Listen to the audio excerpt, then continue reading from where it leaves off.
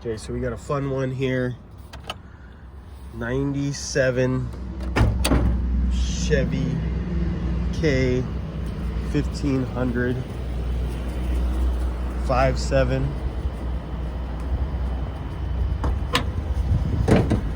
Setting a P0171 and a P0174 code. As you can see, we put an aftermarket intake on it. The old intake had a defective gasket. When we smoke tested it, showed over this.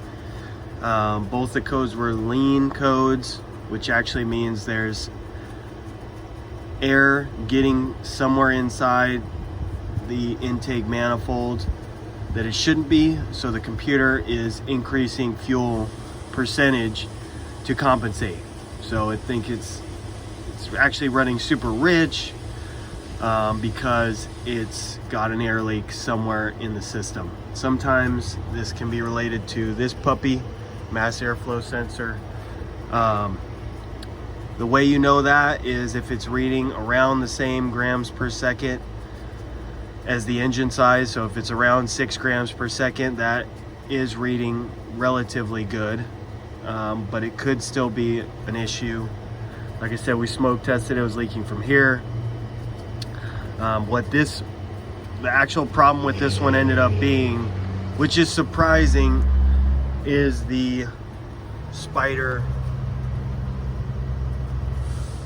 injector assembly. It's underneath the intake manifold, and basically that injector assembly, it looks literally like a spider, and it distributes, you know, obviously the injector flow to each cylinder, which is not typical. Typically, if an injector is bad, you're going to see the opposite effect. It's running too rich. Usually injectors, when they fail running open, and it'll actually be misfiring. On this particular case, there's no misfires, running lean, and the computer compensates well, so it runs good.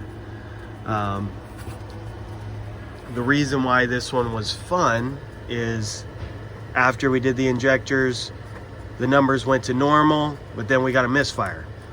That misfire was caused by the cap, which actually we replaced last year. So we replaced last year. Guy rarely drives the vehicle. After a year, you can tell there was corrosion on the cap. Put a new cap, did a full tune-up on it, and that took care of his issues. So on this old of a truck, especially if you have a spider assembly, it's very expensive to do it. So I would recommend doing some diagnosis before you just replace that assembly, which is what we did. We eliminated all the intake leaks, air leaks. Once that was fixed, the numbers still didn't change, did the injectors, got the numbers to work. Hope this helps somebody. Let me know if it does, and also let me know if you have any issues on a vehicle similar. All right, thanks guys, take it easy.